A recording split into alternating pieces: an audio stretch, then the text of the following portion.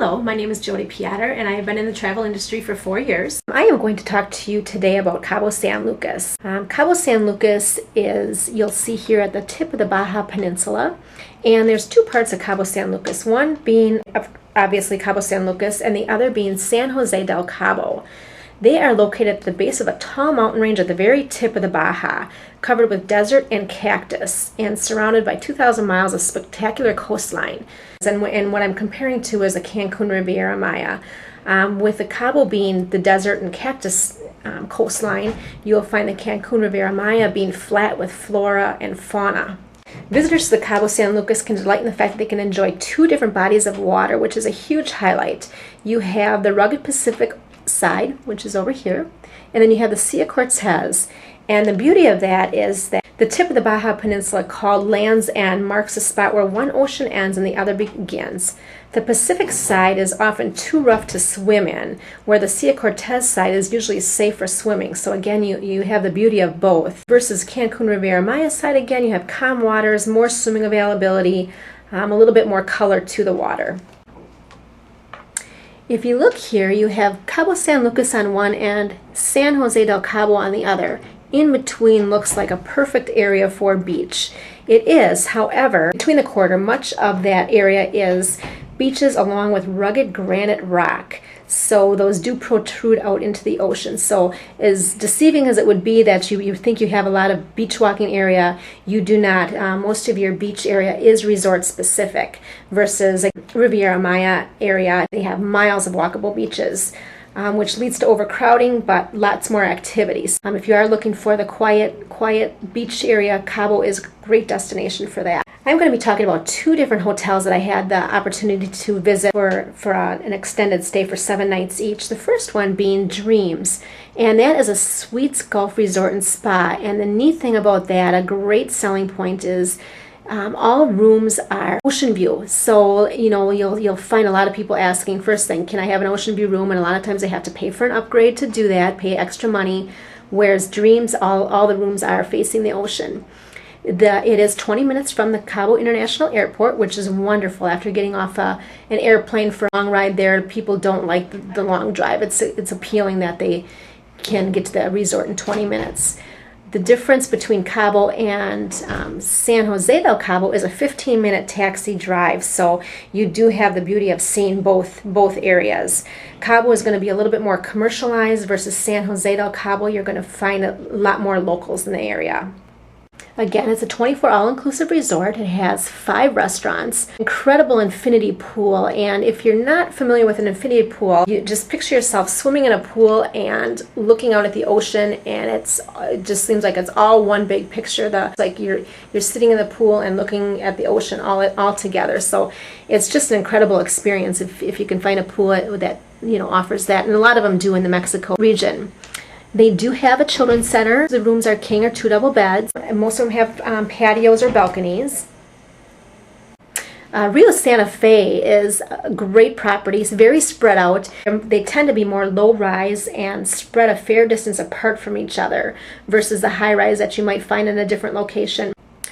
I want to point out down here, the Rio Santa Fe, they have the garden view rooms or areas over here, the rooms, pools, restaurants, and then over here is also the Rio Santa Fe with the beachfront. Next to that is the Rio Palace, which is an upgrade to the Rio Santa Fe. If you enjoy walking, which you'll do plenty of it, from the beach to the restaurants is quite a distance, but a lot of people do tend to like that because after eating and drinking all-inclusive for the week, that walk tends to get them their exercise that they need. An example of an infinity pool, which is a great example, is this picture up here. You can see where they're sitting around here with their cocktails, and you look out and it just looks like it's all runs right into the oceans. Down below here you'll see the picture of a sports bar at the Rio Santa Fe. Incredible. Number one, it's open all night, so if people aren't ready for bed, they pretty much hang out at the sports bar, and it was always busy. The Rio Santa Fe has 7 bars, including 2 swim-up bars. Again, 5 restaurants, swimming pools, and a children's pool also. A little bit about the nightlife. I had the opportunity to go to Cabo Wabo Cantina. Sure, many of you have heard of that. That is Sammy Hagar's famous spot. He is the owner of the Cabo Wabo Cantina. fun time at night. Actually, anytime during the day, they offer food and drink. I've only experienced it in the evening, and they do have live bands, so it's always a great time to dance out on actually it's like a sawdust floor, so it's a lot of fun dancing, drinking. They have games going on, lots of entertainment. Also, the Giggle and Marlin. The office on the beach is a great experience. I was able to visit that place when I stayed at the Rio Santa Fe. And what's neat about that is it's a restaurant right on the beach. You know, you're barefoot in the sand, looking at the ocean, people playing volleyball on both sides of you. I mean, it's just a really, really fun, casual atmosphere. A lot of times you hear the honeymooners on the beach doing their dinner in the sand, but this is an opportunity to do it all day. So it was a really fun time. El Squid Row, that is something you definitely want to walk in. However, I don't know how long you want to stay. You will see things that happen there that should probably stay there, but it is, like I said, definitely a place to walk into. Before I get into the excursions, one of the biggest differences between Cabo and other Mexico getaways is the visitors tend to come from the west side of the United States and Canada, versus Cancun, Riviera Maya. They tend to draw guests from the east side, and it's strictly a matter of geography. Nobody wants to be stuck in an airline seat for any longer than they have to.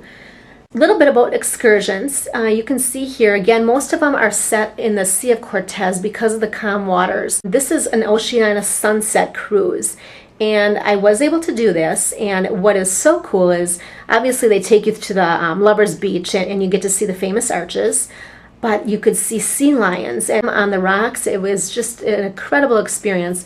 We also did see whales. Whales tend to be very prevalent in that area the months of October to April, so it was really neat to be able to see the whales. The Sea of Cortez does offer plenty of diving and snorkeling. I have snorkeled the Sea of Cortez before, and again, see your pufferfish and you know, some of your smaller colorful fish. So lots of coral reefs. Very, very neat.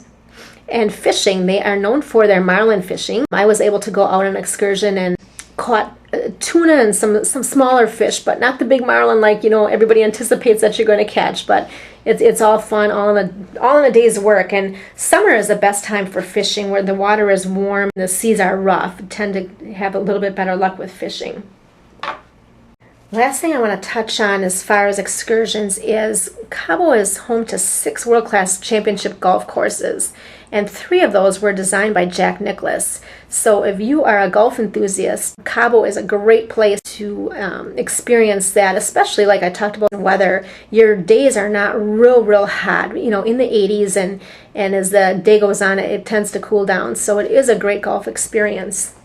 A little bit about the seasons. October to April is your whale seasons.